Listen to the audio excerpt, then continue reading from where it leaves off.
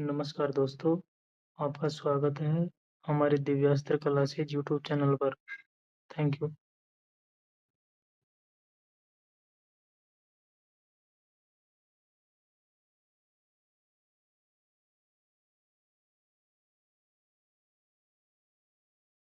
जय हिंद दोस्तों, मैं नवीन शर्मा आप सभी का स्वागत करता हूं। आशा करता हूं आप सभी एकदम अच्छे हैं, एकदम बेहतरीन हैं। एक बार सारे प्यारे दोस्त बताएंगे आप सब कैसे हैं। उम्मीद करेंगे बहुत अच्छे, बहुत शानदार होंगे। और हमेशा की तरह मैं आपसे एक ही बात कहता रहूंगा कि अगर आप शानदार हैं तो क्यों ना एक मुस्कुराहट आपके कमेंट सेक्शन में आ जाए, ठीक है। या कमेंट सेक्शन में ना आए तो कम से कम एटलीस्ट आप जहां पर हैं एक बार मुस्कुराएं।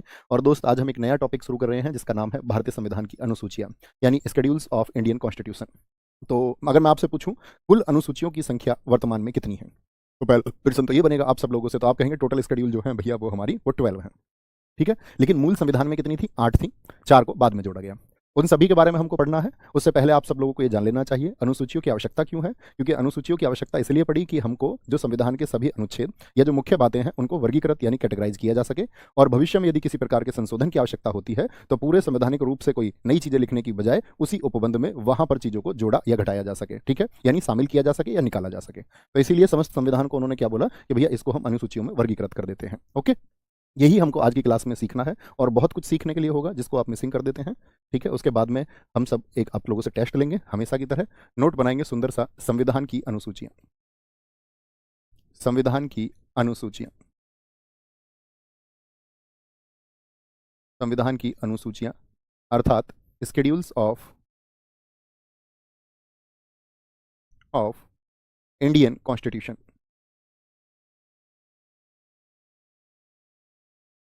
देखो, सबसे पहली बात तो यही आएगी, आप सबको लिख लेना है कि हमारा संविधान किस दिन लागू हुआ था। सबको पता है 26 जनवरी 1950 को लागू हुआ। और उस दिन हमारे संविधान में जो आपका लिखना, मूल संविधान में जो अनुसूची थी, जो हमारा ओरिजिनल कॉन्स्टिट्यूशन था, मूल संविधान में, मूल संविधान में जो आपका अनुसूची थी, अनुसूची थी, सबसे पहले इस बात को जाने, अनुसूची थी उनकी संख्या होती थी आपकी 8, ठीक है।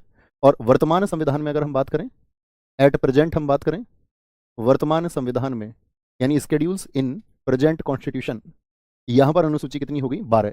यानी इतनी बात समझ में आ गई कि 4 अनुसूची जो है वो बाद में जोड़ी गई हैं। और बाद में कब कब जोड़ी गई हैं? तो 8 के बाद में सबसे पहले एक छोटा सा पॉइंट बना लो, ठीक है।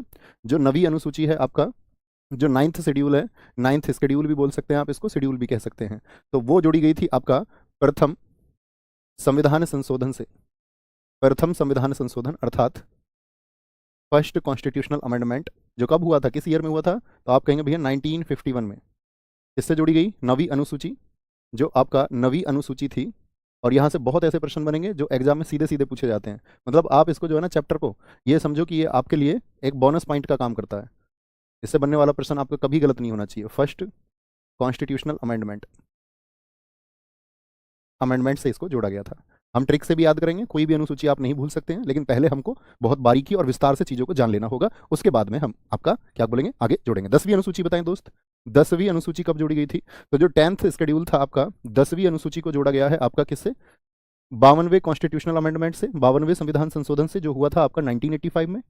ऐसे ही दोस्त आपसे पूछे 11वीं जो अनुसूची है आपका, जो 11वीं अनुसूची है उसको जोड़ा गया था आपका 73वें कॉन्स्टिट्यूशनल अमेंडमेंट से, ठीक है, जो हुआ था आपका कब? 1992, 1992। और 12वीं अनुसूची आपसे पूछे 12th शेड्यूल को कब जोड़ा गया था? तो वो जोड़ा गया है आपका 74वां संविधान संशोधन, 74वां संविधान संशोधन जो हुआ 1992 में ही। ये तो लिख सकते हैं ना आसानी से, 10वीं अनुसूची, 11वीं अनुसूची और 12वीं अनुसूची। तो ये 4 जो है हमारी बाद में जोड़ी गई हैं, ठीक है, कोई दिक्कत? अभी हम ये बात नहीं कर रहे हैं कि किस अनुसूची में क्या है, हम आगे चल के जानेंगे। यहाँ पर भूमि सुधार है, यहाँ पर एंटी डिफेक्शन अर्थात दल बदल है, यहाँ पर आपका पंचायतों की बात है, और यहाँ पर आपका म्यूनिसिपल अर्थात नगर पालिका की बात है। इसको हम जानेंगे। तो तैयार हैं पढ़ने के लिए? थम्स अप कर दीजिए जी भैया। ये तो आपका एक बेसिक ग्राउंड हुआ शेड्यूल्स को जानने का, लेकिन किस शेड्यूल में क्या बात की गई है और कितना टफ क्वेश्चन भी आ जाता है और कितना आसान प्रश्न भी आ जाता है, दोनों ही पहलू पर बात करेंगे। तो लिखेंगे आपका प्रथम अनुसूची अर्थात पहली अनुसूची, प्रथम अनुसूची। बहुत धैर्य के साथ में जानना, तभी आप इससे बनने वाले अच्छे से अच्छे प्रश्न का जवाब दे पाएंगे। अगर आप सोचते हैं कि हम ऐसी कोई क्लास कर लें जिसमें 2 ही मिनट में अनुसूची बता दें, तो फिर 2 नंबर कटते भी हैं परीक्षा में, है ना, क्योंकि बनने वाले प्रश्न फिर आप बना नहीं पाते हैं। लिखेंगे जो प्रथम अनुसूची है आपका, यानी फर्स्ट स्केड्यूल की बात कर रहे हैं। फर्स्ट स्केड्यूल, इसमें क्या बताया गया है? फर्स्ट स्केड्यूल में बताया गया है साथी आपका भारत के राज्यों, भारत के, एक एक शब्द को ध्यान से देखना और लिखना सुंदर तरीके से। कॉपी पेन लेके, भारत के राज्यों एवं संघ शासित प्रदेशों के नाम, यानी भारत में जो राज्य होंगे या यूनियन टेरिटरीज होंगी उनके नाम, सीमाएं एवं न्यायिक क्षेत्र रखे गए हैं, सॉरी, एवं न्यायिक क्षेत्र रखे गए हैं, न्यायिक क्षेत्र रखे गए हैं। मैंने कल भी सारे साथियों से रिक्वेस्ट की थी कि आप कभी भी ऐसा ना करें कि मैं तो एक ही भाषा में पढ़ूंगा, अन्य भाषा को भी जान लीजिए। द नेम, राज्यों एवं संसाधित प्रदेशों के नाम, द नेम बाउंड्रीज एंड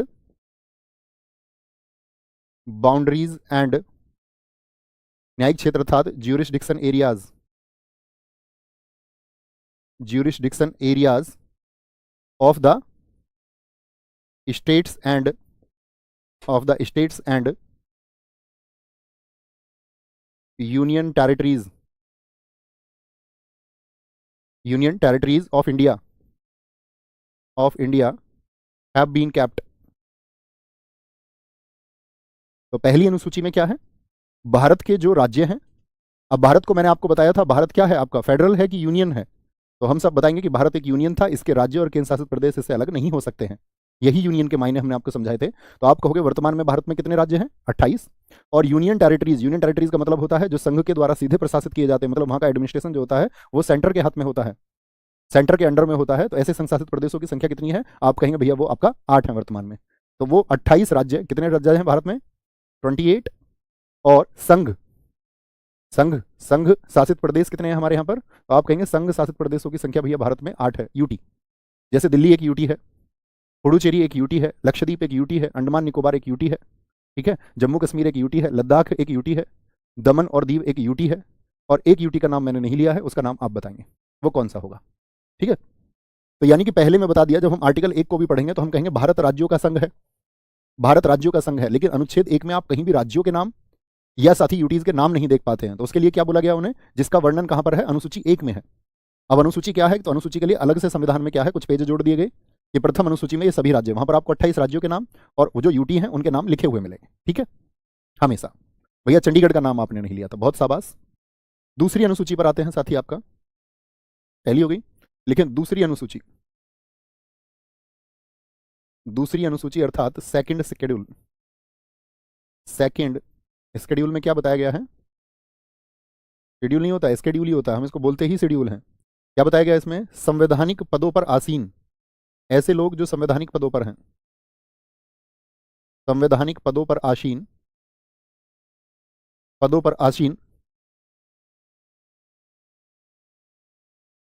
संवैधानिक पदों पर आसीन पदाधिकारी लिखें, अधिकारी, पदाधिकारी लिख सकते हैं, आसीन पदाधिकारियों की परिलब्धियां,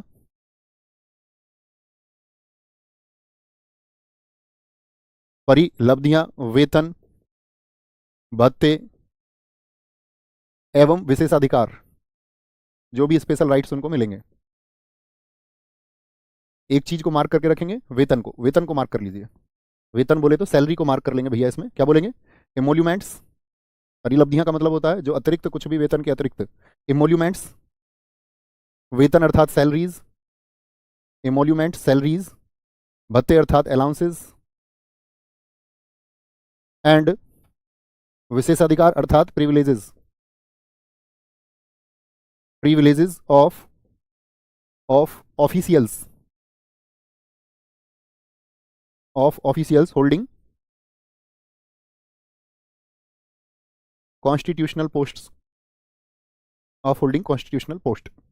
अब देखो यहां पर ये बात आती है कि दूसरी अनुसूची में क्या बताया गया है, वे सभी लोग जो संवैधानिक पदों पर आसीन हैं उन सब पदाधिकारियों की परिलब्धियां, वेतन, भत्ते एवं विशेषाधिकार, मतलब वेतन के अलावा उनको जो भी अलाउंस मिले या जो भी अन्य सुविधाएं मिलेंगी वो सभी किसमें है, अनुसूची 2 में। लेकिन आप सब लोग पढ़ लेते हैं अनुसूची 2 में आपका क्या बताया गया है, वेतन को बताया गया है। लेकिन जब प्रश्न आपसे पूछा जाता है परीक्षा में कि अनुसूची 2 के अंतर्गत किसके वेतन का प्रावधान नहीं है, अब आपको जब तक ये नहीं पता होगा कि अनुसूची 2 में किस किस के वेतन बताए गए हैं तो तब तक आप नहीं बता पाएंगे कि किस किस की सैलरी को यहाँ पर डिफाइन नहीं किया गया है। तो इसके लिए ये जानना जरूरी है। तो जरा बताएं आप किस किस को जानते हैं, किस किस के वेतन है यहाँ पर, तो नोट करना। पहली बात, किस किस के वेतन बताए गए हैं? राष्ट्रपति का वेतन यहां पर बताया गया है, जो भी मॉन्यूमेंट्स होंगे, राष्ट्रपति अर्थात प्रेसिडेंट। दूसरा जो यहां पे बताया गया है वो राज्यपाल का वेतन, और जो ये शब्द है ना परिलब्धियां, ये राज्यपाल और राष्ट्रपति के लिए ही प्रयोग होता है, गवर्नर। तीसरा यहां पे बताया गया है लोकसभा के जो अध्यक्ष और उपाध्यक्ष होंगे। बहुत ध्यान से सुनते और समझते हुए चलना है, तभी आप प्रश्नों के उत्तर देखोगे कैसे कैसे प्रश्न पूछे जाते हैं। अध्यक्ष और उपाध्यक्ष यानी कि स्पीकर एंड डिप्टी स्पीकर, क्या बोलेंगे? Speaker and deputy speaker, deputy speaker of Lok Sabha, LS4 Lok Sabha. जब भैया लोकसभा की बात की गई है तो राज्यसभा की भी की गई होगी, तो राज्यसभा में कौन होते हैं प्रमुख? सभापति।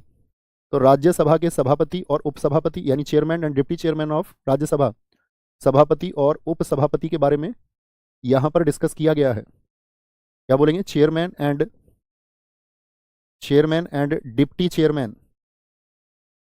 Deputy chairman of Rajya Sabha.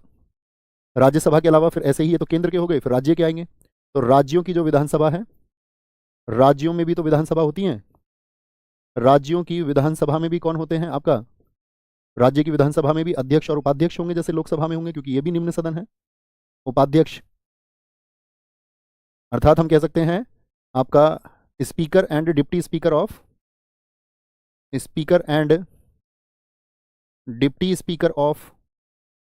Deputy speaker of legislative assembly,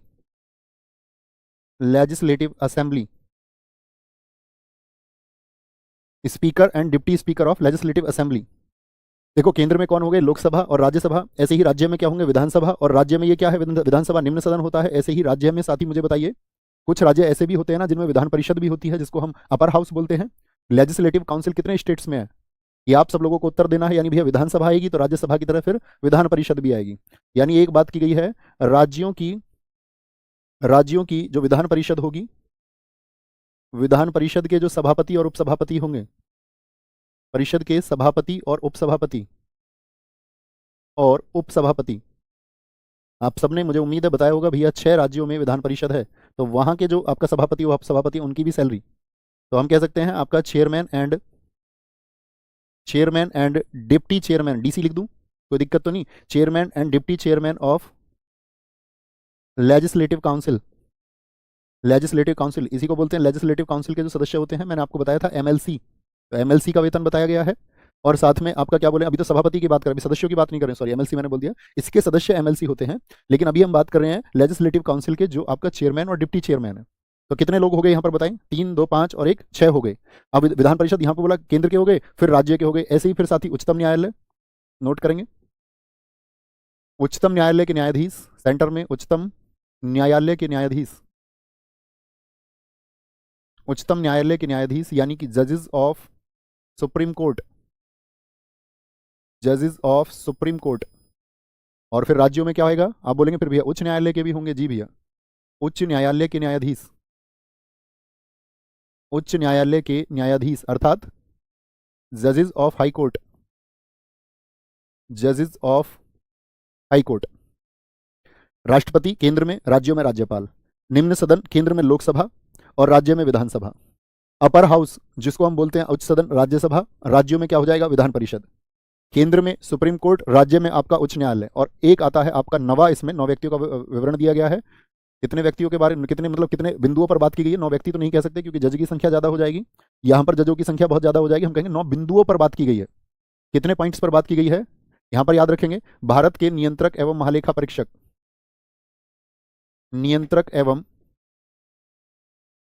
अभी बहुत सारे नाम आपने देखे होंगे भैया इसमें आए नहीं है, तो उन सब के बारे में फिर कहां बात की गई है? उन सब के बारे में बात की जाएगी जब हम पॉलिटी को पढ़ेंगे, उनके संबंधित अनुच्छेदों में। क्या बोलेंगे? भारत के नियंत्रक एवं महालेखा परीक्षक, इसका मतलब है कैग बोलते हैं, CAG, controller and auditor general of India, controller and auditor general of India. ध्यान दिया आपने इस पर? तो कभी भी मैं आपसे क्वेश्चन पूछूंगा कितने लोगों के बारे में नहीं बताया गया है, दिखाएं आपको एग्जाम में क्वेश्चन कैसे आता है, पढ़ के थोड़ा करने की कोशिश करना, नहीं तो अंत में फिर प्रयास करेंगे। क्या बोलेंगे आपका? जैसे यहां पर ये प्रश्न की बात हम करते हैं, इस क्वेश्चन को देखिए, MPSC में पूछा गया, भारतीय संविधान की दूसरी अनुसूची में कुछ अधिकारियों के वेतन भत्ते और अन्य विशेष अधिकारियों का उल्लेख है, ये तो हम पढ़ चुके। निम्नलिखित में से कौन सा उन अधिकारियों में से नहीं है? अगर आप नहीं पढ़ेंगे कि किन किन का विवरण है तो आप परीक्षा में उत्तर नहीं दे पाएंगे। तो बोले विधानसभा, यानी कि भैया राज्य की विधानसभा के उपाध्यक्ष, डिप्टी स्पीकर के बारे में बताया गया। जी भैया, स्पीकर एंड डिप्टी स्पीकर दोनों। विधान परिषद के उपाध्यक्ष, यहाँ पर क्या बोलेंगे, डिप्टी चेयरमैन आते हैं, ठीक है। उपाध्यक्ष शब्द इस्तेमाल किया उन्होंने, उपसभापति शब्द इस्तेमाल होना चाहिए था परीक्षा में, तो क्या बोलेंगे भैया, होता है। कैग के बारे में बताया गया, लेकिन क्या महान्यायवादी अटॉर्नी जनरल ऑफ इंडिया के बारे में बताया गया? आप कहेंगे नहीं बताया गया है। इसीलिए मैं आपसे कहता हूँ कि आपको बहुत धैर्य के साथ में, बहुत विश्वास के साथ में पढ़ने की जरूरत है। क्लियर रहेगा? क्लियर रहेगा आपको हमेशा साथी कि अनुसूची 2 में क्या बताया गया था। ऐसे ही फिर आती है हमारी अनुसूची 3। अब अनुसूची 3 से भी प्रश्न पूछा जाता है कि अनुसूची 3 में किसकी शपथ के बारे में नहीं बताया गया है। तो हम सब लोगों को, भैया एक बार थम्स अप करें, मेरी बात समझ पा रहे हैं मैं क्या कहना चाह रहा हूं? तीसरी अनुसूची, थर्ड शेड्यूल,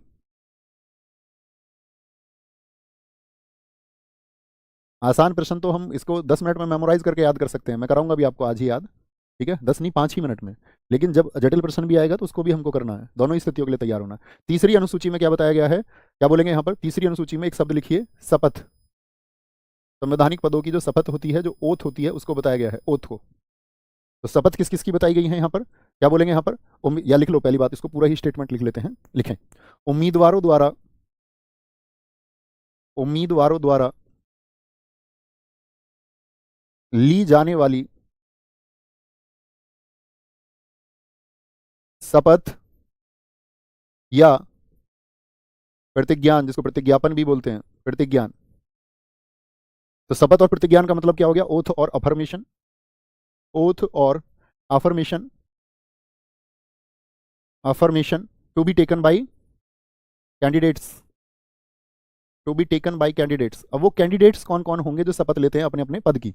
आपने अक्सर देखा होगा शपथ लेते हुए, या नहीं देखा है? हाँ या ना बोलेंगे भाई, देखा है आपने, हाँ या ना? आप कहेंगे जी भैया। इसमें 5 बिंदुओं पर बात हमको करनी होती है।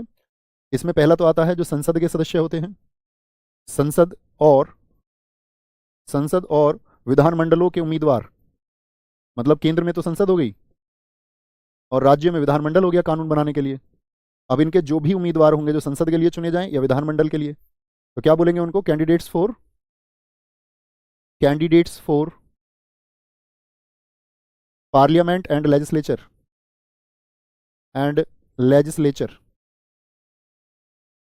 तो एक तो वो सदस्य शपथ लेंगे, दूसरे सदस्य संसद और विधानमंडल के जो सदस्य बन जाएंगे, संसद और जो चुनकर आ जाते हैं फिर उनकी भी शपथ होती है, संसद और विधानमंडल के सदस्य, यानी कि member of parliament and legislature. तीसरा बिंदु इसमें आता है आपका संघ और राज्य के जो मंत्री होंगे, यानी केंद्र में या फिर स्टेट में जो मिनिस्टर्स होंगे, संघ और राज्य के मंत्री, अर्थात यूनियन एंड स्टेट मिनिस्टर्स, इनकी भी क्या होती है साथी? आपका शपथ होती है। और चौथा बिंदु आता है उच्चतम न्यायालय और उच्च न्यायालय, यानी सुप्रीम कोर्ट, उच्चतम न्यायालय और उच्च न्यायालय, यानी कि सुप्रीम कोर्ट और हाई कोर्ट के जो जजेस होते हैं, न्यायाधीश, जजेस ऑफ, एससी बोले तो सुप्रीम कोर्ट और एचसी बोले तो हाई कोर्ट, जजेस of supreme court and high court. और अंतिम बिंदु इसमें आता है कैग। क्या होगा? भारत के नियंत्रक एवं महालेखा परीक्षक,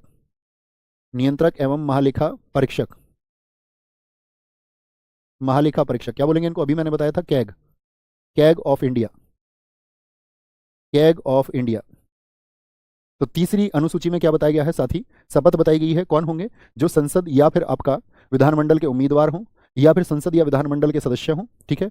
तीसरा किसके द्वारा ली जाएगी? जो आपका संघ या राज्य के मंत्री हों। और चौथी बात होगी, संघ राज्य के मंत्री के अलावा चौथी बात जो होगी आपका, वो सुप्रीम कोर्ट और हाई कोर्ट के जो जजेस होंगे। और पांचवा आपका कैग, इनकी शपथ होती है। अब यहां पर क्वेश्चन पूछ लेगा आपसे, किसकी शपथ का वर्णन नहीं है? तो क्या बोलेंगे यहां पर? मुझे बताना यस और नो, क्या राष्ट्रपति साहब की शपथ का वर्णन आपने यहां पर पढ़ा? हाँ या ना? मतलब जिनका नाम नहीं आया फिर उनका वर्णन कहां पर है? जैसे उपराष्ट्रपति साहब का कहीं पर नाम आया, आप कहेंगे नहीं भैया।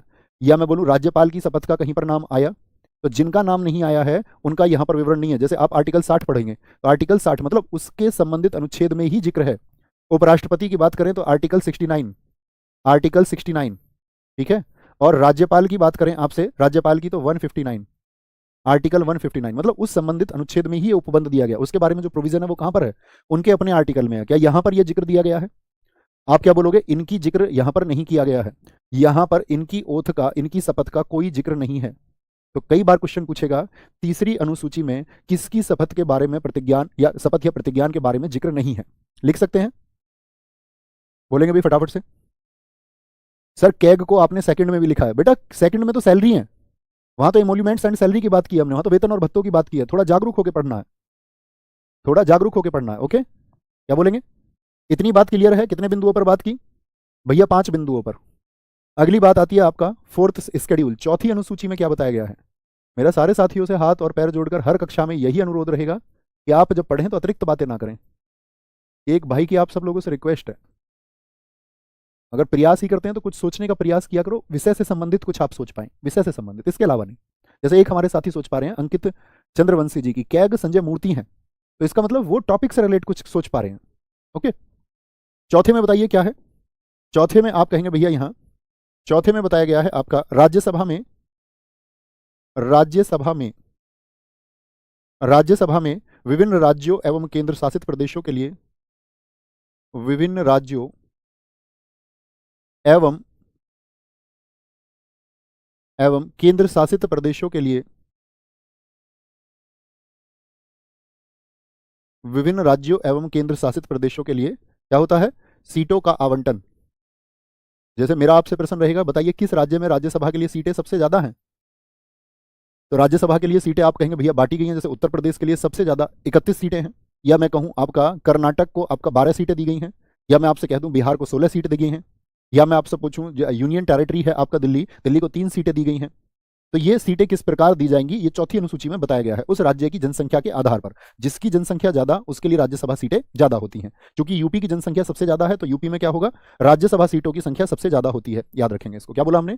सीटों का आवंटन यानी allocations of seat, allocations of seats, ठीक है, in Rajya Sabha, in Rajya Sabha for various states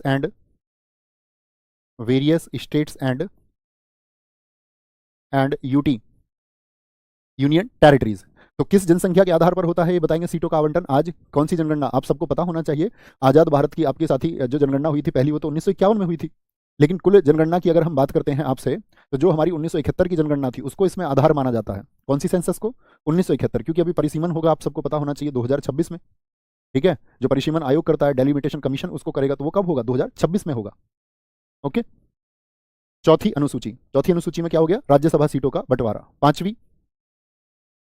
पांचवी अनुसूची में, पांचवी अनुसूची में सोचिए क्या होगा? जो आपका फिफ्थ स्केड्यूल है, फिफ्थ स्केड्यूल में क्या बताया गया है? तो पांचवी अनुसूची में बताया गया है अनुसूचित एवं, क्या बोलेंगे? अनुसूचित एवं जनजातीय क्षेत्रों का प्रशासन, जनजातीय क्षेत्रों के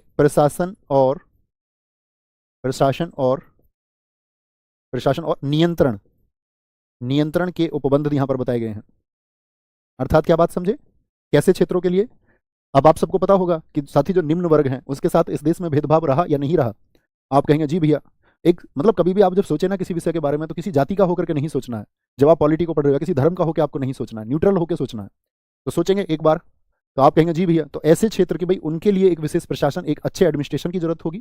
तो उनके लिए क्या बोलेंगे? अलग से अनुसूची बनाई गई। किन के लिए? आपका प्रोविजंस फॉर, किन के लिए उपबंध हमने आपको बताए?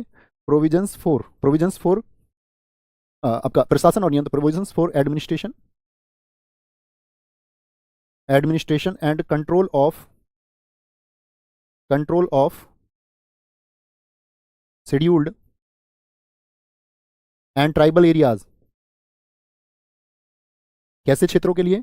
जो आपका स्केड्यूल्ड है और ट्राइबल है। ट्राइबल का मतलब समझते हो? जनजाति जो बहुत पिछड़ेपन का शिकार हो, बहुत पिछड़ा जीवन जो जी रहे हो, तो उन सब के बारे में कहां पर बताया गया है? पांचवी अनुसूची में। लेकिन पांचवी अनुसूची में सभी राज्यों के बारे में बताया गया है, ठीक है, सिवाय 4 राज्यों के। मतलब एक अरुणाचल प्रदेश भी आप आगे चल के जानोगे, उसको अरुणाचल प्रदेश को ना तो 5वीं में रखा गया ना 6ठी में रखा गया। जब हम आगे संविधान में पढ़ेंगे तो आप इस बात को जानेंगे। लेकिन 5वीं के अलावा 5 में क्या देखा गया आपका, 5 के अलावा कितने राज्य हैं जिनको छठी में रखा गया है, उनकी संख्या बताएं। तो आप कहेंगे भैया 4 राज्य ऐसे हैं छठी अनुसूची में। क्यों 4 ही क्यों है, मेरा प्रश्न आपसे ये है, Y only these 4, 6th schedule. तो छठी अनुसूची में क्या बता दिया गया, असम, देखते हैं कौन इसका सबसे अच्छा आंसर देगा, कौन, असम, मेघालय, त्रिपुरा,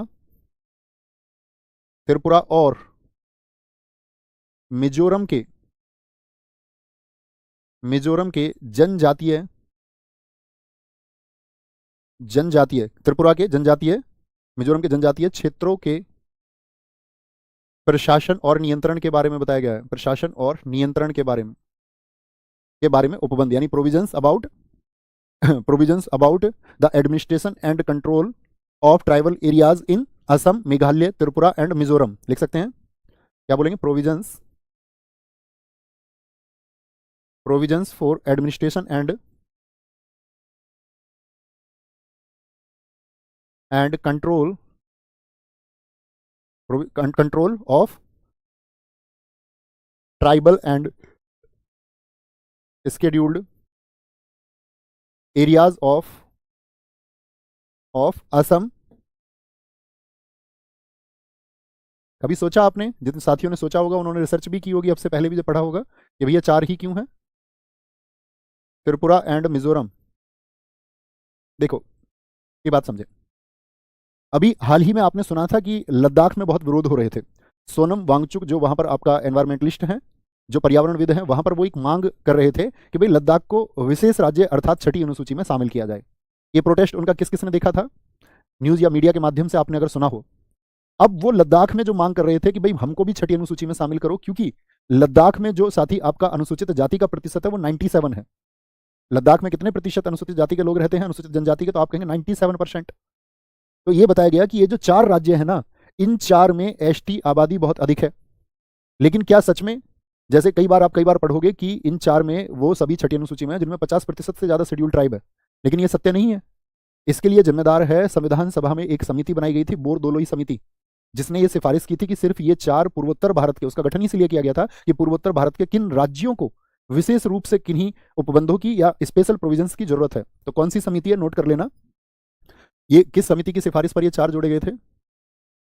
तो वो समिति थी आपका बोरदोलोई समिति। ये असम के, आप गोपीनाथ बोरदोलोई आप जानते होंगे, असम के सीएम रहे थे, ये पहले सीएम है वहाँ के। बोरदोलोई आपका, बोरदोलोई समिति की सिफारिश पर, ये लिख लेना, on the recommendations of Bordoloi committee. पूछा जाएगा आपसे, छठी अनुसूची में 4 राज्य असम, मेघालय, त्रिपुरा, मिजोरम को जोड़ने का सुझाव किस समिति का था। अब यूं तो आप देखना, जैसे मैंने बोला 50%, असम की बात करें तो असम में अगर हम बात करते हैं कुल 12% एसटी है, यहाँ पे 12% एसटी है। हाँ, मेघालय में ये शर्त हो जाती है, मेघालय में 86% एसटी है, 86%। त्रिपुरा में कम, 31% के आसपास है। मिजोरम में आप जानते ही हो 94% एसटी है, यहाँ पर 94% एसटी। तो एक तो उन्होंने बोला कि भाई ये तो यहाँ पर तो एसटी ज्यादा है, तो आप कहोगे भैया इस हिसाब से तो लद्दाख की जो मांगे हैं वो सही है। लेकिन त्रिपुरा कितना, 31%, 31%। लेकिन सिर्फ आबादी नहीं कि वहां पर एसटी ज्यादा है, तो उन्होंने कहा कि जहां पर इन जनजातियों में पिछड़ापन भी बहुत ज्यादा है। अब पिछड़ापन कैसे दूर होगा, तो इनको कुछ सख्तियां दी गई हैं। ये 4 राज्य जो हैं ये अपने यहाँ एडीसी का गठन कर सकते हैं, लिखना यहां पर क्या हो सकता है, ये लिखना, ये 4 राज्य। अच्छा मैं आपसे पूछूं, पॉलिटी का एक बड़ा शानदार सा क्वेश्चन है, हमारे देश में टोटल एडीसी कितनी है, ऑटोनोमस डिस्ट्रिक्ट काउंसिल, स्वायत्त जिला परिषदों की संख्या हमारे देश में कितनी है। बड़ा अच्छा प्रश्न सीडीएस ने पूछा था।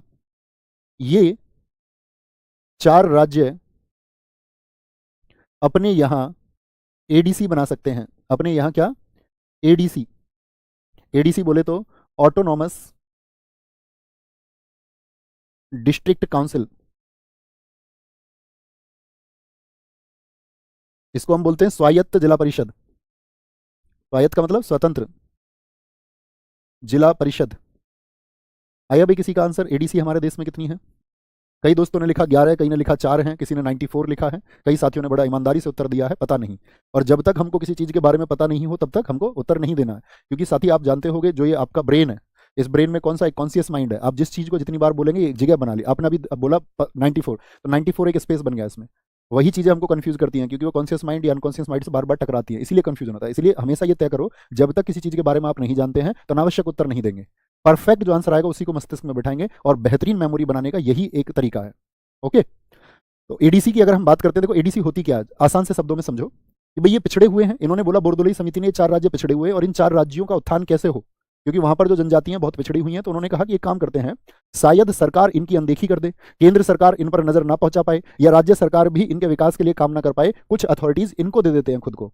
कौन सी अथॉरिटीज होंगी वो, तो एडीसी के पास जो कुछ अथॉरिटी होती हैं, कुछ जो शक्ति होती है इनके पास में, कुछ पावर्स इनको दे दी जाती हैं, जैसे अपने यहाँ कृषि को लेकर के, अपने यहाँ के प्रशासन को, अपने यहाँ की भूमि को लेकर के, अपने यहाँ के वन को लेकर के, जो वन है वहाँ की पुलिस को लेकर के, वहाँ के स्वास्थ्य को लेकर के, ये अपने आप लॉ मेकिंग कर सकते हैं। और सरकारें अगर ध्यान नहीं भी देंगी तो ये एडीसी क्या करेंगी, वहाँ पर एडीसी और एडीसी की हेल्प के लिए वहाँ पर होती हैं आरसी, रीजनल काउंसिल्स भी होती हैं, क्षेत्रीय परिषद भी होती हैं, तो वो क्या करेंगी, अपना खुद का ध्यान रख पाएंगे। तो ये ठीक किया या नहीं किया, हाँ या ना, आप कहेंगे जी बिल्कुल। इसीलिए तो सोनम वांगचुक लद्दाख में ये बोल रहे थे, उन्होंने कहा कि भाई जो केंद्र सरकार है वो हमारी चीजों पर ध्यान नहीं दे रही है, और हमको भी छठी अनुसूची में असम, मेघालय, त्रिपुरा और मिजोरम की तरह शामिल करो। हमारे यहाँ भी जनजाति पिछड़ी हुई है, हमारे यहाँ ग्लेशियर पिघल जाते हैं, और ग्लेशियर पिघलने की वजह से अक्सर बाढ़ आ जाती है, और यहाँ का जो जीवन है वो बहुत मुश्किल हो जाता है, और जब यहाँ पर जीवन मुश्किल हो जाता है तो सरकारें यहाँ पर ध्यान नहीं देती, यानी नजरअंदाज हमको करती हैं। इसलिए हमको भी एडीसी बनाने का, या बोले क्या हमको भी छठी अनुसूची में शामिल किया जाए, तब वो भी एडीसी बना पाएंगे और स्थानीय रूप से अपनी चीजों को, अपनी संपदाओं को, अपनी संस्कृति को सुरक्षित रख पाएंगे। यानी वहां के जो रिसोर्सेज हैं, जो कल्चर है, वो बचना चाहिए। बात समझ में आई, एडीसी क्यों बनाई जाती है। अब बात आती है देश में एडीसी कितनी है, तो 4 राज्यों में कुल 10 एडीसी हैं, लिख लेना। कुल ऑटोनोमस डिस्ट्रिक्ट काउंसिल की मैं बात करूं, कुल एडीसी कितनी है आपका, तो कुल एडीसी आपका 10 है। कितनी है, 10, जिसमें त्रिपुरा में तो सिर्फ 1 है, असम, मेघालय और मिजोरम तीनों में 3-3 है। जैसे मैं बात करूं आपको और विस्तार से, अगर मैं असम की बात करें, असम में कितनी एडीसी है, 3 एडीसी हैं। असम में कौन कौन सी है, तो बोडो एडीसी है, बोडो नाम से है यहाँ पर, ठीक है। एक आपका दीमा नाम से है, दीमा नाम से, और एक कार्बी नाम से है, कार्बी आंगलोंग नाम से है। जैसे हम बात करते हैं आपका मेघालय की, मेघालय में भी 3 एडीसी हैं आपका। मेघालय में कौन सी, भाई गारो, खासी और जयंतिया, यहाँ पर ही जनजाति रहती है इनकी, इन पहाड़ियों में। गारो, खासी और जयंतिया नाम से हैं, यानी गारो हिल्स एडीसी बोलते हैं उसको, क्या बोलेंगे, गारो हिल्स एडीसी, गारो हिल्स स्वायत्त जिला परिषद, खासी पहाड़ियाँ स्वायत्त जिला परिषद यानी खासी हिल्स एडीसी, और जयंतिया हिल्स एडीसी। ऐसे ही साथ ही मिजोरम में भी 3 एडीसी हैं हमारे देश में। मिजोरम का ख्याल जो रखें, तो मिजोरम के साथ ही संस्कृति और वहाँ की व्यवस्था को बनाए रखने के लिए क्या बोला, चकमा एडीसी है यहाँ पर, और लाई और मारा, चकमा दे करके मुझको लाई और मारा, जोर से चकमा दे के ला के और मारा। और त्रिपुरा में सिर्फ त्रिपुरा नाम से एक ही है, आसान है, मुझे लगता है ये कठिन नाम नहीं होंगे, ठीक है। चकमा दे के लाई और फिर मारा जोर से। त्रिपुरा में त्रिपुरा, ये मेघालय की 3 पहाड़ियां तो बहुचर्चित हैं, सब इनको जानते हैं, गारो, खासी हिल्स, जहाँ पर सबसे ज्यादा वर्षा होती है। इन्हीं पहाड़ियों में मासिन राम पहाड़ियां हैं, तो जब वहाँ पर बरसात होती है तो वहाँ के लोगों का जो जीवन है वो सामान्य नहीं रह जाता है, वहाँ के लोगों का जीवन सामान्य नहीं रह जाता है। तो इसीलिए क्या बनाई गई है, एडीसी। एडीसी का कॉन्सेप्ट क्लियर है, एडीसी का कॉन्सेप्ट क्लियर है। साथ ही अब बात आती है, जब एडीसी बनेगी तो एडीसी में सदस्य कितने होंगे, कहीं नोट बना के लिखना।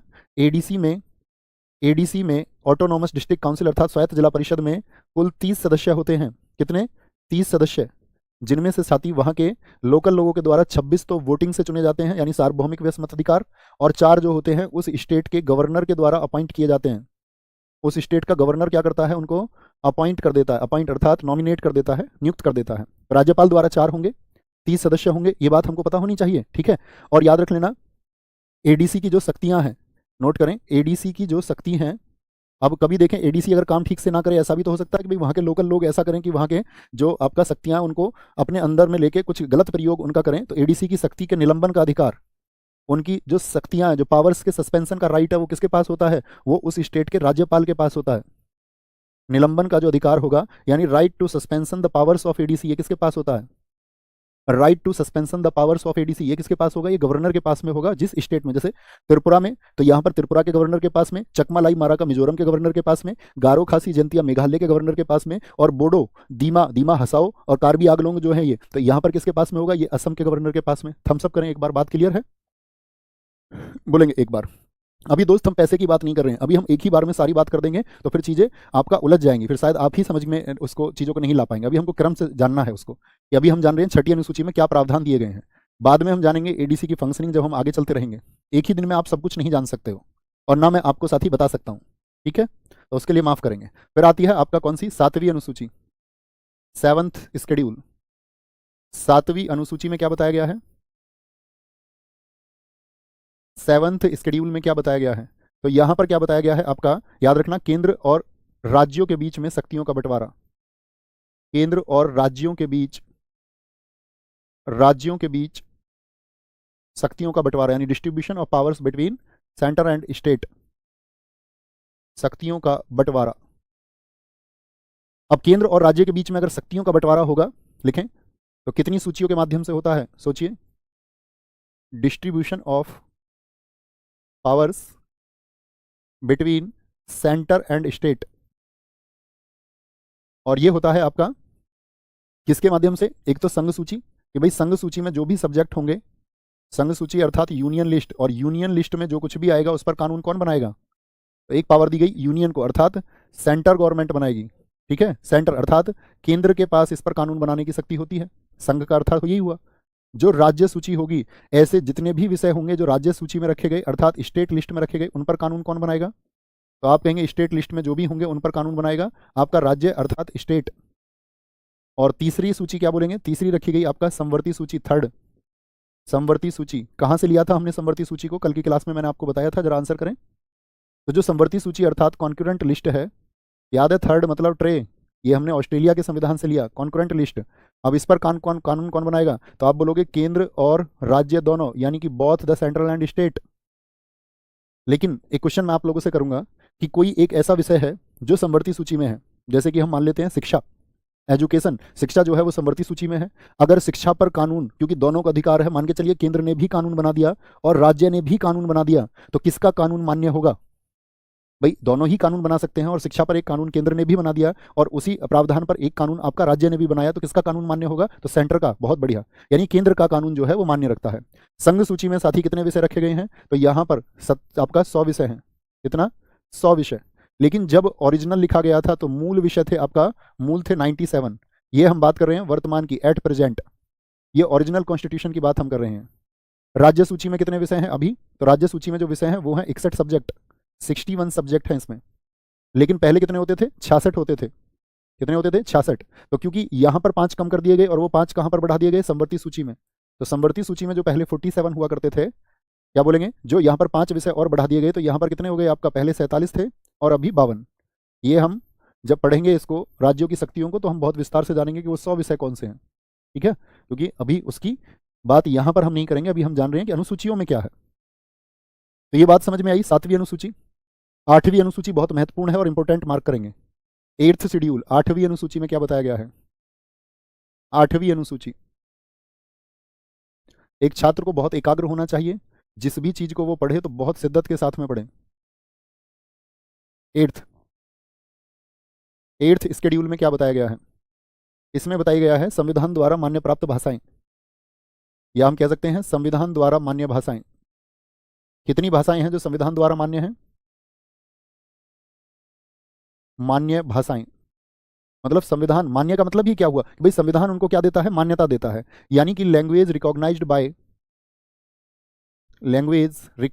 Bye constitution. तो जब हमारा संविधान लागू हुआ था 26 जनवरी 1950, तब कितनी भाषाएं थी? तो मूल भाषा जो थी वो 14 थी। याद रख लेना, जो ओरिजिनल लैंग्वेजेस थी उस टाइम पे आपका, तो मूल भाषा थी आपका कितनी? 14। अब 14 कौन कौन सी थी? और अगर मैं बात करूं वर्तमान में भाषा कितनी है? 8 बढ़ गई भैया। वर्तमान भाषा जो है जिनको मान्यता प्राप्त है, तो आप कहेंगे वर्तमान हो गई है 22, यानी अब 22 लैंग्वेज को हमारा कॉन्स्टिट्यूशन रिकॉग्नाइज्ड करता है। अब देखो ये 14 कौन कौन सी थी, तो इनको याद करने का आसान सा तरीका आपको आज ही बोलनी है सारी। तो सबसे प्राचीन भाषा कौन सी है हमारी? आदि जननी, जिसको सब भाषाओं की माता कहा जाता है, संस्कृत। क्या बोलोगे? संस्कृत। और उत्तर भारत में ऊपर से शुरू करें, कश्मीरी। कश्मीरी भी मत याद करो यहाँ पर, और आसान तरीके से याद कराते हैं। संस्कृति रखेंगे याद। हिंदी और उर्दू याद रख लेना, हिंदी और उर्दू आपका किससे जन्मी? हिंदी, संस्कृत से। अब कुछ स्टेट के नाम पर याद रखो जो भाषाएं, गुजरात के नाम पर गुजराती, कश्मीर के नाम पर कश्मीरी। क्या बोलेंगे? कश्मीर के नाम पर कश्मीरी। उड़ीसा के नाम पर उड़िया। सोचो जो स्टेट के नाम से हैं, उड़िया। पंजाब के नाम पर पंजाबी। पहले उत्तर भारत की सोचनी है, शर्त ये है पंजाबी। और पूर्वोत्तर भारत में सोचिए फिर आपका, इसके बाद में बांग्ला, और बांग्ला के बाद में आपका असम से असमिया। असमिया। कितनी भाषाएं हुई? बोलेंगे भी साथी कितनी भाषाएं हुई आपका? तो हम कहेंगे ये हुई हमारी भैया 5 और 4 9, यानी 5 भाषाओं की और आवश्यकता है। तो 5 भाषाओं में फिर दक्षिण भारत की तरफ हमको चलना पड़ता है, और दक्षिण भारत की तरफ जैसे ही हम चलते हैं तो महाराष्ट्र से पहली आती है आपका कौन सी? लिखें, थोड़ा अलग लिख लें, कोई दिक्कत नहीं है। मराठी। मराठी से भी नीचे की तरफ आप चलेंगे तो कौन कौन सी भाषाएं आती है? तमिलनाडु से। और फिर तेलुगु जो कि आंध्र प्रदेश की है, तेलुगु। और कर्नाटक की जो साथी आपका कन्नड़ है, और केरल की मलयालम। कितनी भाषाएं हो गई टोटल बोले? जिन साथियों को नहीं पता है तो जान लें, मलयालम कहाँ पर बोली जाती है आपका? केरल में, कन्नड़ कर्नाटक में, तेलुगु आंध्र प्रदेश तेलंगाना में, और तमिल ये तमिलनाडु में। ठीक है, कितनी भाषाएं हो गई टोटल? 18 हो गई जी भैया, 18 भाषाएं। याद रख लेना, ये 4 जो भाषाएं हैं मुख्य रूप से इन्हीं को हम बोलते हैं द्राविड़ भाषा। द्राविड़ का मतलब साउथ इंडिया की भाषा। द्राविड़ लैंग्वेज किनको कहा जाता है? पूछा कई बार एग्जाम में, क्वेश्चन पूछा था, निम्नलिखित में से कौन सी है जो द्रविड़ भाषा के अंतर्गत नहीं आती है? द्रविड़ का मतलब है जो दक्षिण में बोला जाए। जैसे कर्नाटक में एक तुलु लैंग्वेज बोली जाती है, तो तुलु लैंग्वेज कहाँ की हुई? वो द्रविड़ की हुई है। तो 80 से 90 भाषाएं, लेकिन जो रिकॉग्नाइज्ड हैं वो आपको पता होनी चाहिए। ये कैसी हैं? ये द्रविड़ भाषाएं हैं भैया, याद रखेंगे। अब बात आती है, तो ये तो हुई हमारी 14। अब इन 14 में कौन सी जोड़ी गई? एक बार आंखें बंद करिए अपनी और जरा बोलने का प्रयास करिए। सोचिए, आदि जन्मी कौन सी? संस्कृत। संस्कृत से जन्मी हिंदी। हिंदी के समान पे आपका संस्कृत, आपका संस्कृत हिंदी हो गया, और हिंदी के जैसी ही बोलेंगे भैया। हिंदी समझ लीजिए ऐसे हिंदुओं की भाषा हो गई, उर्दू ऐसे समझ लीजिए मुस्लिमों की भाषा होगी। तो हिंदी और उर्दू हो गए, और इसके बाद में ऊपर स्टेट से शुरू करिए। कश्मीर हो गया, पंजाबी हो गई आपका, कश्मीरी हो गई कश्मीर से, पंजाब से पंजाबी हो गई, उड़िया हो गई आपका, मैंने आपको बताया। असमिया हो गई आपकी, क्या हो गई? असमिया हो गई। ठीक है, बंगाल से बांग्ला हो गई, महाराष्ट्र की मराठी हो गई, और आपका 4 कौन सी हो गई? 4 हो गई जो द्रविडियन है, तमिल तेलुगु आपका, कन्नड़ और मलयालम। ऐसे कैटेगरी बना के याद रखोगे तो हमेशा याद रहेंगी। यहाँ पर मुझे बताइए, क्या इनमें राजस्थानी है या अंग्रेजी है? तो हमेशा जब कभी क्वेश्चन पूछा जाता है ना दोस्तों, ऐसे ही पूछा जाता है, निम्नलिखित में से कौन सी मान्यता प्राप्त भाषाओं में नहीं है? अक्सर आपको राजस्थानी और अंग्रेजी का नाम लिखा मिलेगा। ओके, तो यहाँ पर हम बोलेंगे भैया 8 कब जोड़ी गई आपका? तो 8 में जोड़ी गई आपका, याद रख लेना, 21वां संविधान संशोधन हुआ, 21वां कॉन्स्टिट्यूशनल अमेंडमेंट 1967 में, इससे जोड़ा गया सिंध क्षेत्र की जो सिंधी है, सिंधी। 21वां कॉन्स्टिट्यूशनल अमेंडमेंट अर्थात संविधान संशोधन। इसके बाद में दोस्त आपका 71वां कॉन्स्टिट्यूशनल अमेंडमेंट हुआ, वो हुआ आपका कब? 1992 में। इसमें जोड़ी गई नमक। नमक का मतलब क्या है? नमक का मतलब है नेपाली, मणिपुरी और कोंकणी। कोंकणी जो गोवा में बोली जाती है, कोंकण क्षेत्र में। कोंकण क्षेत्र कहाँ पर है? पूछा कोंकणी बोली कहाँ पर बोली जाती है, तो क्या बोलेंगे? गोवा में बोली जाती है जी। और इसके बाद में आपका 92वां संविधान संशोधन, 92वां जो कॉन्स्टिट्यूशनल अमेंडमेंट हुआ, जो 2003 का है, 2003 का। तो उसमें कितनी भाषाएं जोड़ी गई थी? कुल 4। महेंद्र सिंह धोनी का बल्ला, क्या बोलेंगे? मैथिली, एम से मैथिली, मैथिली संथाली, मैथिली संथाली, डोंगरी कश्मीर वाले क्षेत्र में, और असम की बोडो, डोंगरी और बोडो। कितनी भाषाएं होगी साथी आपका? तो एक तो यहाँ पर 3, इसके लिए लिख लीजिए नमक, ने, मैं, के, और इसके लिखिए महेंद्र सिंह धोनी का बल्ला, मैथिली संथाली डोंगरी और बोडो। ओके, मैथिली संथाली डोंगरी और बोडो। तो पहले सिंधी, फिर नेपाली मणिपुरी कोंकणी, और फिर मैथिली संथाली डोंगरी और बोडो जोड़ी गई। कोई दिक्कत, कोई परेशानी? यहाँ तक की बात में बताएं, सारे दोस्त बताएंगे यहाँ तक कोई परेशानी। तो 8वीं के बाद में फिर जोड़ी गई आपका 9वीं अनुसूची। अच्छा, यहाँ पर देखो एक चीज और आती है मुझे ध्यान, जब कभी भी हम भाषाओं की बात करें तो ये भाषाएं किसकी हैं? संविधान द्वारा मान्यता प्राप्त हैं। लेकिन एक कभी भी कंफ्यूज मत होना, एक पूछी जाती है शास्त्रीय भाषाएं। मैं आपसे पूछूं हमारे देश में शास्त्रीय भाषाओं की संख्या कितनी है, तो कभी भी आंसर पता चले कि ध्यान से नहीं पढ़ा है और 22 लिख दिया। तो शास्त्रीय भाषाएं वो होती हैं, इनको भी कहीं किनारे पर लिख लीजिए। शास्त्रीय भाषाएं वो होती हैं जिनमें हमारे शास्त्र लिखे गए थे। तो शास्त्रीय भाषाएं कितनी है हमारे देश में भैया? 11 हैं। 6 नहीं कहना, अभी हाल ही में आप करंट अफेयर्स पढ़ते होंगे, 5 नई भाषाओं को शास्त्रीय भाषा माना गया। तो अब 6 नहीं, अब लिखेंगे 11। इसमें पूछा जाता है सबसे पुरानी जो शास्त्रीय भाषा है वो कौन सी है, तो बोलेंगे तमिल। तमिल भाषा शास्त्रीय भाषा है कब की? 2004 की। 2004 में संस्कृत रिकॉग्नाइज की गई थी आपका क्लासिकल क्या बोलेंगे इनको? Classical language. Classical language Sanskrit कब बनी थी दोस्त आपका? तो संस्कृत अगले वर्ष 2005 में। तेलुगु और कन्नड़ एक साथ बनी थी, तेलुगु और कन्नड़ ये दोनों थी आपका 2008 की। कब की? 2008, दोनों एक साथ बनी थी आपका। मलयालम जो केरल की है, मलयालम वो 2013 में। और आपका मलयालम हो गई, एक बची हाँ उड़िया। उड़िया आपका, उड़िया बनी थी 2014। अब से पहले क्वेश्चन पूछता था एसएससी, सबसे नई शास्त्रीय भाषा, तो उड़िया उत्तर होता था। और सबसे पुरानी ओल्डेस्ट क्लासिकल लैंग्वेज कौन सी है? क्लासिकल, कॉन्स्टिट्यूशनल नहीं, क्लासिकल शास्त्रीय भाषा जिसमें शास्त्र लिखे गए हों। जैसे तमिलनाडु के शास्त्र लिखे गए ना बहुत सारे, आप हिस्ट्री में पढ़ते होंगे तमिल संगम। तो तमिल संगम के दौरान बहुत सारे आपका ग्रंथ लिखे गए, तिरुकुरल जैसा ग्रंथ लिखा गया, तमिल व्याकरण जैसा, शिल्पाधिकारम जैसी पुस्तकें लिखी गई, मणिमेखले जैसी पुस्तक लिखी गई, तो वो तमिल की चर्चित पुस्तकें हैं। ऐसे ही 2024 में रिकॉग्नाइज किसको किया गया है? मराठी, एक तो मराठी भाषा को, एक बौद्ध धर्म की जो भाषा थी पाली, जैनों की जो भाषा थी प्राकृत, जैनों की जो भाषा थी प्राकृत आपका, और असमिया, असमिया लैंग्वेज को भी अब शास्त्रीय माना गया है, और बंगाली।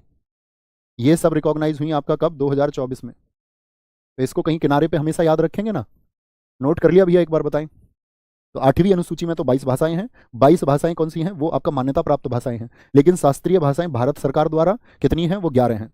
जिसमें सबसे पुरानी कौन सी है तो पूछा जाता है तमिल है। और किस वर्ष में तमिल को शास्त्रीय भाषा चुना गया था, ये भी महत्वपूर्ण प्रश्न है। ठीक है, अब आएंगे नवीं अनुसूची पर। तो पूछा जाएगा नवीं अनुसूची में क्या है, आप बताएंगे। मैंने आपको बताया किससे जुड़ी थी, पहले तो ये बताएं भैया, पहले संविधान संशोधन से, पहला ही जो कॉन्स्टिट्यूशनल अमेंडमेंट हुआ वो उसके लिए किया गया था। तो क्वेश्चन बनेगा आपका नवीं अनुसूची,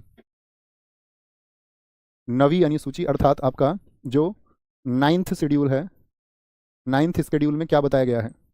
तो यहाँ पर जो बात की गई है ना दोस्त, याद रख लेना, ये किसके द्वारा जोड़ी गई थी, तो इसका आर्टिकल पूछा जाता है। तो उस समय एक आर्टिकल जोड़ा गया था, आर्टिकल 31B द्वारा जोड़ी गई, द्वारा इसको जोड़ा गया था, एडिड बाय आर्टिकल 31B।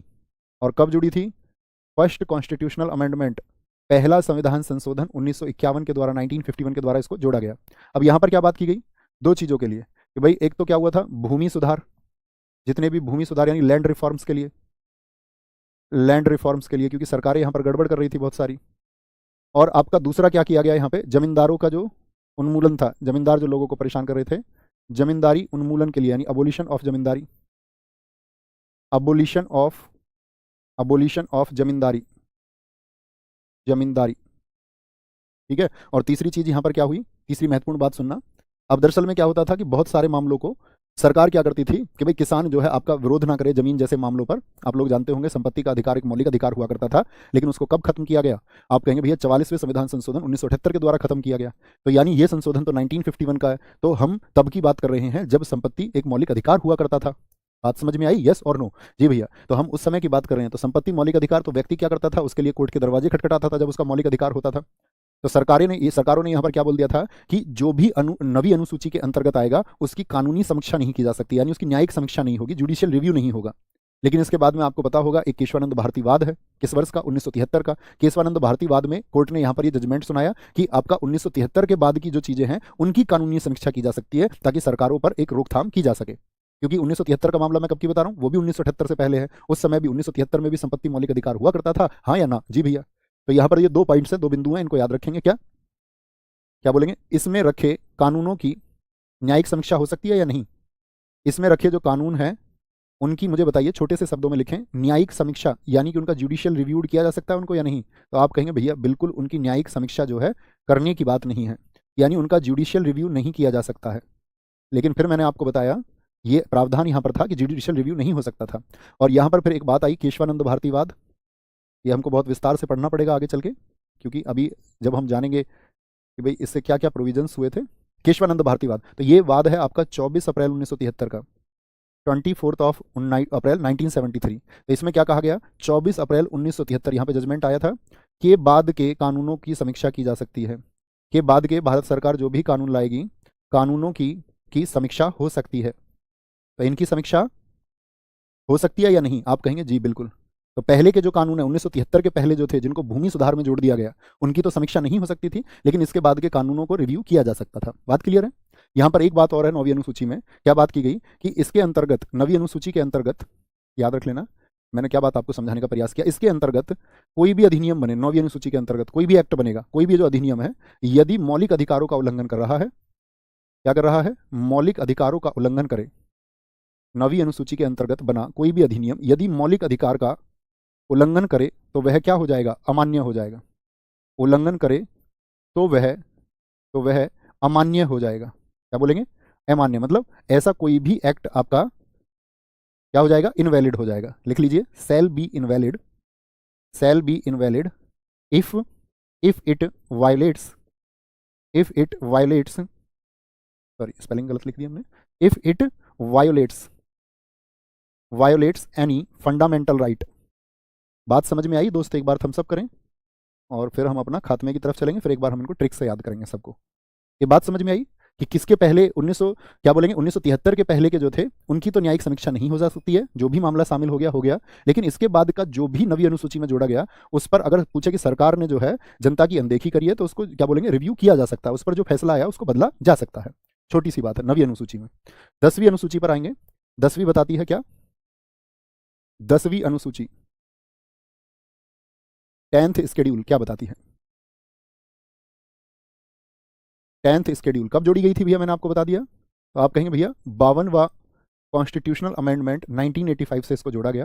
देखो होता क्या था, इससे पहले होता था कि व्यक्ति जिस पार्टी से चुनाव लड़ते थे वो जीत जाते थे उससे, और फिर क्या करते थे, पार्टी बदल लेते थे अपनी, यानी कि दूसरी पार्टी में चले जाते थे पैसे के लालच में। और इससे अक्सर क्या होता था, जिस सरकार का बहुमत होता था जो मेजोरिटी में होती थी, अब उसके मेजोरिटी का मतलब ही क्या होता है कि उसके पास उस सदन में सदस्य हैं। अब कल को वो सदस्य ही अगर चले जाएं तो मेजोरिटी किसके पास चली जाएगी, किसी और के पास। तो पैसे में बहुत खरीद फरोख्त होती थी। अब पता चले कि सरकारें गिर जाती थी इससे, और वो सरकारें इतनी ज़्यादा गिरने लगी भारत के राज्यों में, ठीक है। और क्या बोलेंगे, इसीलिए फिर लाया गया एंटी डिफेक्शन लॉ, जिसको हम बोलते हैं कि भाई दल विरोधी, ये आप राजनीतिक पार्टियों को पढ़ेंगे तब इसकी व्याख्या हम करेंगे वहां पर, दल बदल विरोधी कानून, दल बदल विरोधी कानून, दल बदल विरोधी कानून, क्या बोलेंगे इसको, anti defection law, anti defection law, anti defection law, ठीक है। यानी दल बदल कानून लाया गया एंटी डिफेक्शन को 11वीं अनुसूची में साथी, 11th शेड्यूल में 11वीं अनुसूची में, 11वीं अनुसूची में रखा गया है आपका जो 11th शेड्यूल है हमारा, 11वीं अनुसूची में रखा गया है आपका, क्या बोलेंगे, इसमें रखे गए हैं भैया 29 विषय, 29 सब्जेक्ट्स, और इसको जोड़ा गया था आपका, मैंने बताया था 73वां, सीए लिख देता हूं तो कोई दिक्कत तो नहीं होती भैया, समझ जाते हो ना। सीए मतलब कॉन्स्टिट्यूशनल अमेंडमेंट, कॉन्स्टिट्यूशनल मतलब संवैधानिक संशोधन, तो 73वें संवैधानिक संशोधन से इसको जोड़ा गया है 1992 में। अब 29 विषय भैया किसके रख दिए गए, तो 29 विषय इसमें रखे गए पंचायती राज के, पंचायती राज, पंचायती राज को जोड़ा गया, जो गांव है उस स्तर पर, यानी कि भी पंचायतों के पास भी शक्ति होनी चाहिए। यानी हम कह सकते हैं पंचायतों को, ग्राम पंचायत होती है ना, ग्राम प्रधान चुने जाते हैं कि भाई जो विकास होगा अगर गांवों तक सरकार की नजर नहीं है तो वहाँ पंचायती राज डेवलप करते हैं। पंचायतों को शक्तियाँ, प्राधिकार एवं जिम्मेदारियां, इसकी बात वहां पर की गई है। पंचायतों को 11वीं अनुसूची के द्वारा क्या दिया गया है, शक्तियां दी गई हैं, यानी कि पावर्स, उसको प्राधिकार अर्थात अथॉरिटीज, एंड रेस्पॉन्सिबिलिटीज भी दी गई हैं, रेस्पॉन्सिबिलिटीज टू, या टू नहीं, रिस्पॉन्सिबिलिटीज ऑफ पंचायत, पंचायतों की है ना, ऑफ पंचायत। तो पंचायतों को शक्ति दे दी गई, किन विषयों पर शक्ति दी गई, वो 29 विषय हैं, ठीक है, इसको भी जानेंगे हम। फिर आती है हमारी 12वीं अनुसूची, 12वीं अनुसूची आप बताइए, 12वीं अनुसूची का 12वीं अनुसूची कब जोड़ी गई थी, पहले ये बताइए। जो 12th शेड्यूल है और यही हमारी अंतिम अनुसूची है,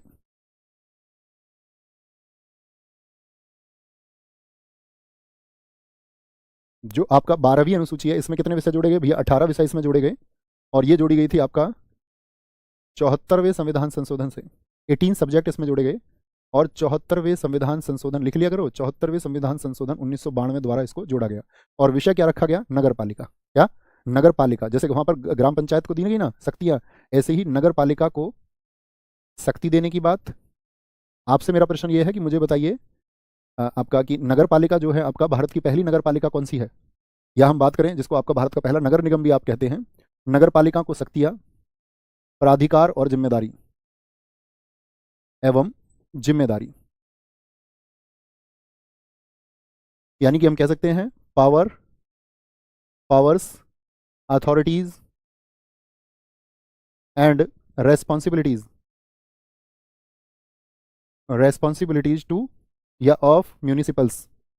म्यूनिसिपल किसको बोलते हैं, आप कहोगे भैया नगर पालिका को, मतलब नगरों में, गांवों में गांव पंचायत यानी कि पंचायत होगी, और जो नगर हैं आपने अक्सर देखा होगा अपने कस्बे में, आप देखोगे तो नगर पालिका के चुनाव आयोजित होते हैं, जहां पर एक चेयरमैन को चुना जाता है, और वो नगर पालिका का चेयरमैन क्या करता है, उस नगर पालिका क्षेत्र के विकास के लिए काम करता है। ऐसे ही गाँवों में चुनाव होते हैं तो प्रधान चुने जाते हैं, उसका कार्य क्या होता है, गाँवों का विकास होता है। भैया मद्रास सबसे पहला नगर निगम या नगर पालिका है, बहुत बढ़िया। ट्रिक के लिए तैयार हैं, बताएंगे एक बार, ट्रिक के लिए तैयार हैं, बताएंगे भैया। 52वां संविधान संशोधन क्या हो गया आपका, 1985 नहीं लिखा हमने, 1985 तो लिखा है दोस्त, 1985 एकदम से ठीक है। ये 73वां है 1992, और ये 74वां है 1992। ओके, तैयार हैं भैया। एक बार देखिए उसको, केशवानंद भारती डेट को 24 अप्रैल 1973 होगा। हाँ दोस्त, हमने 24 अप्रैल 1973 ही लिखा है, आपको क्या लगा इसमें, कुछ और लगा, बोलेंगे भाई। 1992 होगा बच्चे, 1992, 1993 कई बार लिखा होता है, 1992 उसको लिखेंगे। सारे दोस्त एक बार थम्सअप करें भैया, कहीं भी 1993 जो लिखा होता है उसको 1992 लिखेंगे, कोई दिक्कत कोई परेशानी। ट्रिक के लिए तैयार हैं क्या, पहले तो याद कर लीजिए इंग्लिश मीडियम वाले बच्चे और फिर हिंदी मीडियम वाले बच्चे, ठीक है, दोनों ही लैंग्वेज के लिए अलग अलग ट्रिक बनाएं, छोटी सी है। लिखें स्पोर्ट्स, आप किसी स्पोर्ट्स में हैं, 12 लिखना, 12 अनुसूची याद करने की ट्रिक, अनुसूची याद करने की ट्रिक, क्या ट्रिक है, सोचिए आप किसी स्पोर्ट्स में हैं और स्पोर्ट्स में क्या होता है भैया, दौड़ लगानी पड़ती है। स्पोर्ट्स में क्या होता है भाई, स्पोर्ट्स में दौड़ लगानी पड़ती है, हाँ या ना जी भैया। और दौड़ लगानी पड़ती है कुछ लाद के, एलईडी, कुछ कंधे पे सैनिक को लाद के, और जो लाद के कुछ दौड़ लगानी पड़ती है तो आदमी पानी मांग जाता है। लिख लो, स्पोर्ट्स में दौड़ लगानी पड़ती है लाद कर, और आदमी जब कुछ सामान लाद कर दौड़ेगा तो पानी मांग जाएगा, पानी मांग जाता है। कैसे? S4 पहले में आएगा, पहली अनुसूची में क्या है, स्टेट्स बताए गए हैं भारत के, स्टेट्स एंड टेरिटरीज। P4 याद रख लो, पेमेंट। दूसरे में क्या बताया गया है, वेतन को बताया गया है। तीसरे में O4 ओथ को बताया गया है। चौथे में आपका राज्यसभा को बताया गया है। पांचवें में आपका ट्राइब्स को बताया गया है, ट्राइब्स को।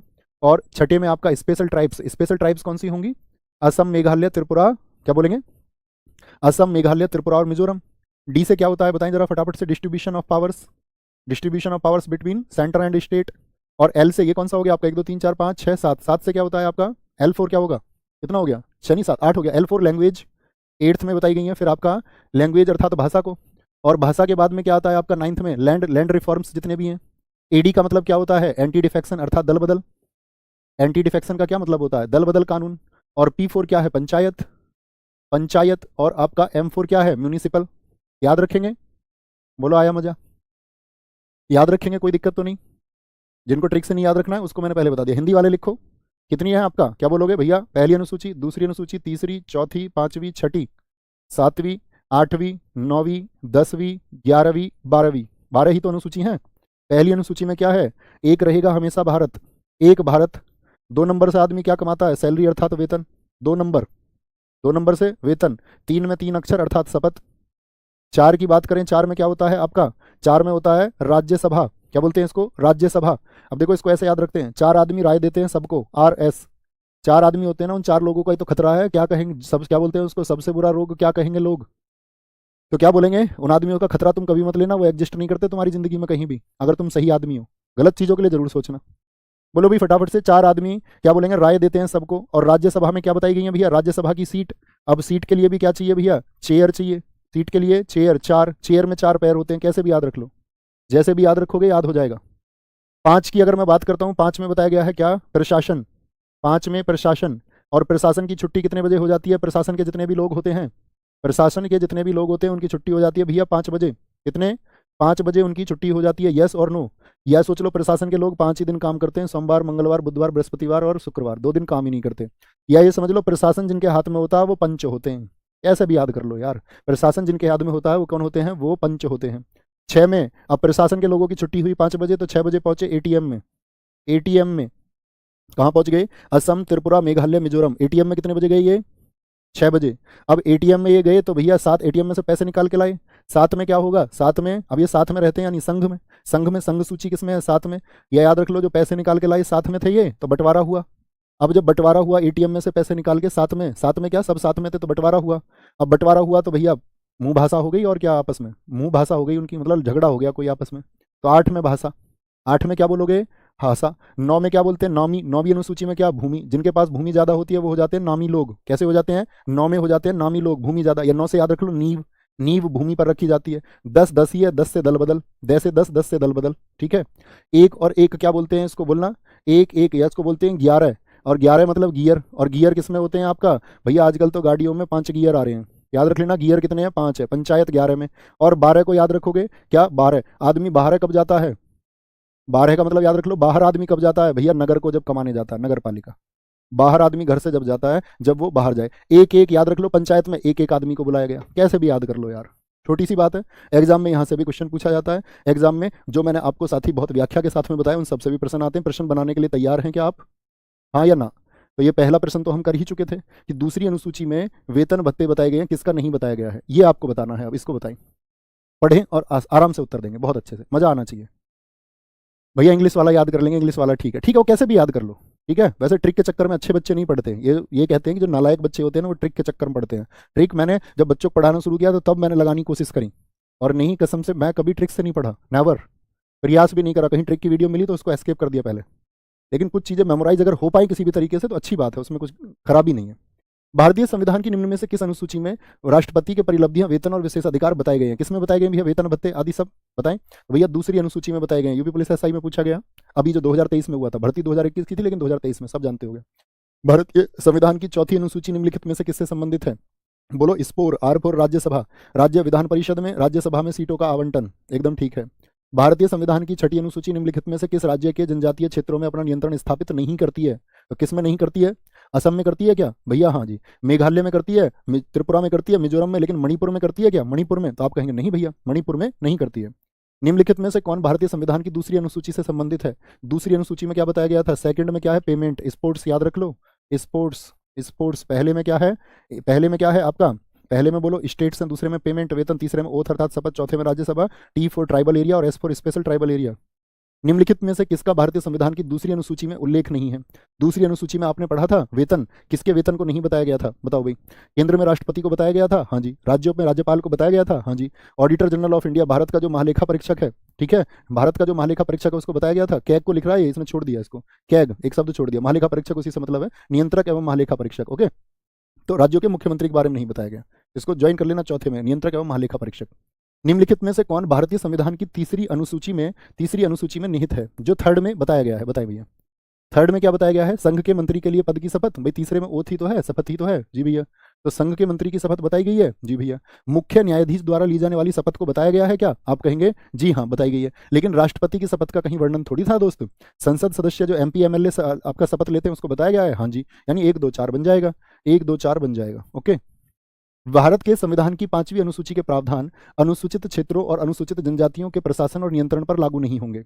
किनके पर लागू नहीं होंगे बताएंगे भाई? क्वेश्चन पूछा है किनके पर लागू नहीं होंगे, बोलेंगे भाई 5वीं में तो सभी स्टेट आते हैं, मैंने बताया था। 6ठी में कौन आते हैं? असम, मेघालय, त्रिपुरा और मिजोरम। लेकिन 5वीं में क्या बोलेंगे? 5वीं के किस पे लागू नहीं होंगे? तो असम, त्रिपुरा, मेघालय, मिजोरम, ये तो 6ठी में होंगे ना, तो 2 और 3 पर लागू नहीं होंगे भाई। इस पर तो लागू हो जाएंगे ना। 5वीं पूछ रहा है दोस्त, 5वीं तो सभी राज्य आ जाते हैं 5वीं में तो। ओके, 5वीं में भारतीय संविधान की 7वीं अनुसूची किससे संबंधित है? राजभाषा 8वीं है भैया। अनुसूचित क्षेत्र ये 5वीं में बताई गई है। राज्यों के संघ की बात ये अनुसूची 1 में की गई है, और शक्तियों का विभाजन ये बताया गया। कितनी सूचियों के माध्यम से होता है? 3 सूचियों के माध्यम से होता है। भारतीय संविधान की 8वीं अनुसूची के प्रारंभ में कितनी भाषाओं को शामिल किया गया था? कितनी भाषाओं को शामिल किया गया था? किसमें पूछ रहा है आपका? Initially included. इनिशियली मतलब इन स्टार्टिंग में क्या बोलोगे? मूल संविधान में तो भैया 14 थी, 8 को जोड़ा गया बाद में। सिंधी, नेपाली, मणिपुरी, कोंकणी, बोडो, डोंगरी, संथाली और मैथिली। सिंधी भाषा को किस संविधान संशोधन से जोड़ा गया था? तो सिंधी को जोड़ा गया 20वें से क्या भैया? नहीं, क्या 22वें से जोड़ा गया था बताओ, या 19वें से या 21वें से? भैया जी 21वें से जोड़ा गया, ठीक है, तुम ही भैया जी हो हमारे। संविधान की 9वीं अनुसूची निम्नलिखित में से किस विकल्प से संबंधित है? 22 भारतीय भाषाएं, 8वीं अनुसूची। दल बदल क्या बोलोगे? 10वीं हो गया। पंचायत 11वीं हो गया। लैंड रिफॉर्म्स या जमींदारी उन्मूलन पूछे। और न्यायिक समीक्षा इनकी हो सकती है या नहीं? भूमि सुधार वालों की, हाँ भैया न्यायिक समीक्षा की जा सकती है, लेकिन 1973 के बाद के जो होंगे उनकी न्यायिक समीक्षा की जा सकती है। भारत के संविधान की 10वीं अनुसूची निम्नलिखित में से किससे संबंधित है? 10वीं अनुसूची आपका दल बदल से है। किससे? दल बदल से है।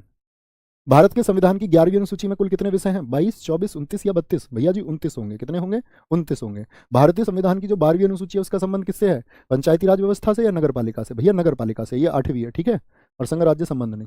निम्नलिखित में से कौन सी भाषा द्रविड़ परिवार से संबंधित है? द्रविड़ परिवार से। कन्नड़ जो कि कर्नाटक में बोली जाती है, क्या द्रविड़ भाषा से है? हाँ जी। मलयालम जो केरल की है दोस्त, क्या ये भी द्रविड़ से है? हाँ जी। तो क्या बोलेंगे? केवल क्या बोलेंगे? 1 और 2 दोनों हो गए, 1 और 2 दोनों हो जाएंगे, 1 और 2 दोनों हो जाएंगे। निम्नलिखित में से कौन सी भारत की शास्त्रीय भाषाओं में से एक नहीं है? जो शास्त्रीय भाषा, उड़िया 2014 की बताई थी मैंने आपको, मलयालम 2013 की बताई थी, कन्नड़ आपका तेलुगु के साथ 2008 में बताई थी। मगही नहीं होगी, क्या बोलेंगे? मगही क्या आपका शास्त्रीय है? भैया मगही नहीं होगी, मगही नहीं होगी। देखो CHSL में पूछा गया, SSC बहुत पूछती है शास्त्रीय भाषाओं को। स्वायत्त जिला और क्षेत्रीय परिषद यानी कि ऑटोनोमस डिस्ट्रिक्ट काउंसिल जो होंगी आपका, या रीजनल काउंसिल, उनकी हेल्प के लिए तो उनके जो अधिनियम उन्होंने बना दिए, और प्रस्तावों का जो विलोपन होगा या निलंबन की शक्ति, यानी कि उनको रिपील या सस्पेंशन की जो पावर होगी वो किसके पास होगी? क्या बताया था मैंने? उस संबंधित राज्य के राज्यपाल के पास ये पावर होगी, ठीक है। CDS में पूछा गया, यहां पर बताएंगे। स्वायत्त जिला के संदर्भ में कौन सा सही है? जो ऑटोनोमस डिस्ट्रिक्ट हमने आपको बताए थे, ऑटोनोमस डिस्ट्रिक्ट कितने बताए थे दोस्त मैंने आपको? टोटल 10 होते हैं भैया। तो प्रत्येक स्वायत्त जिला परिषद में 30 सदस्य होते हैं क्या? हाँ जी 30 होते हैं। स्वायत्त जिला परिषद में 24 सदस्य मतदान के द्वारा चुने जाते हैं क्या भैया? नहीं, 26 सदस्य किससे चुने जाएंगे? वो आपका वोटिंग से चुने जाएंगे, और ये जो 4 होंगे ये राज्यपाल द्वारा होंगे। असम के स्वायत्त जिलों में भारतीय संसद द्वारा पारित कानून, असम भाई 6ठी सूची में आता है, हाँ जी। वहां पर स्वायत्त जिले हैं, कितने बताए थे स्वायत्त जिले मैंने असम में? बताओ जरा, असम में भैया कितने बताए थे आपको मैंने? फटाफट से आंसर कर दो। असम में भैया आपने 3 बताए थे, क्या बताए थे? 3 बताए थे। बोडो आपने बताया था भैया, ठीक है, बोडो आपने बताया था। और कौन कौन से बताए थे मैंने? बताओ जरा। एक तो बोडो बताया था आपको बोलो। एक कार्बी बताया था, तीसरा कौन सा बताया था वो आपको बताना है। तो स्वायत्त जिलों में भारतीय संसद द्वारा पारित कानूनों को निर्देशित करने का अधिकार राज्यपाल के पास में है, तो ये भी ठीक बात होगी। तो 1 और 3 ठीक हो जाएंगे, 1 और 3 ठीक हो जाएंगे, ठीक है, 1 और 3 ठीक हो जाएंगे। अब मुझे यहाँ पर आप लोगों के लिए एक होमवर्क देना है। होमवर्क में आप मुझे आंसर करना, होमवर्क में आप आंसर करना कि मेघालय में कितनी ADC हैं? मेघालय में, वीडियो के बाद में बताना सारे साथी, यहाँ नहीं, यहाँ तो तुम जान चुके। मेघालय में कितनी एडीसी हैं? एडीसी का मतलब क्या हो गया? Autonomous district council. Autonomous autonomous district council कितनी है, ये आप लोगों को बताना है। और उन तीनों के क्या नाम हैं? क्या बोलेंगे? तीनों के क्या नाम है? 2 मिनट का। तीनों के कितनी तो बता दिया मैंने, तीनों तो बता दी, तीनों 3 है, तो ये तो आंसर हो गया आपका। आंसर बताने हैं आपको तीनों के नाम। इसके लिए आपको 2 मिनट का कष्ट, दो क्या 15 सेकंड लगेंगे, ये एक कष्ट रहेगा। कक्षा आपको कैसी लगी, आप किस तरह से आगे बढ़ रहे हैं, धीरे धीरे आपको मैं उम्मीद करूंगा उत्साह आता जा रहा होगा और आपका जो ज्ञान है पॉलिटी का वो धीरे धीरे बढ़ता जा रहा होगा और धीरे धीरे आप सब कुछ जान जाओगे। ठीक है, समय लगता है लेकिन हमको अच्छे से धैर्य के साथ में, एकाग्रता के साथ में हमेशा पढ़ते रहना चाहिए। और एक होप और आशा होती है जिसके सहारे जीवन जिया जाता है। तो हमेशा आसान्वित होकर के चीज़ों को सीखिए। कैसी भी स्थिति आज हो, बदलनी आप ही को है, तो उसके लिए आशाएं रखिए। थैंक यू, नमस्ते, जय हिंद, जय भारत, टेक केयर। नमस्कार दोस्तों, आपका स्वागत है आपके अपने यूट्यूब चैनल दिव्यास्त्र क्लासेज में। Thank you.